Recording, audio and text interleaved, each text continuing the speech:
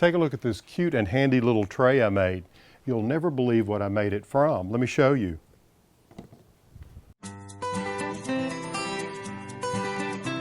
Isn't it fun to make something interesting out of the most surprising things?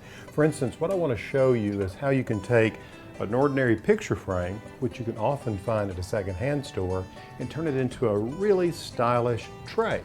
Now, what you want to do is you just want to start with a simple picture frame like this. What I've done is I've pre-drilled a couple of holes for handles, and I'll get to that in just a moment. But for the field of the tray itself, this is where you can get really stylish. You see, what I'm going to do is use this little print of gingham. This is the piece of cardboard that goes at the back of the picture that you would typically put in here. What I'm going to do is start by placing the glass after I've cleaned it into the frame itself, like this. There we go. Next, I simply take the fabric that I want to use, and I cut a piece where I have just enough hanging off the edge, about 3/4 of an inch or so, and then just fold it back such that it fits tightly against the edge or the outline of the field. And what I'm going to do is just use a little hot glue and place it along like this, and fold it over. Now the other side.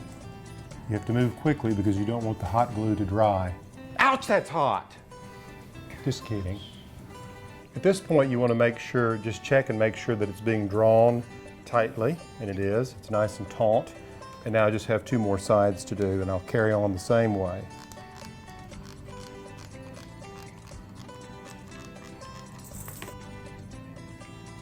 Now for the corners. What I'm going to do is I'm just going to do a little quarter fold or 90-degree angle, you can see here, off the corner, just to pin that down with the glue.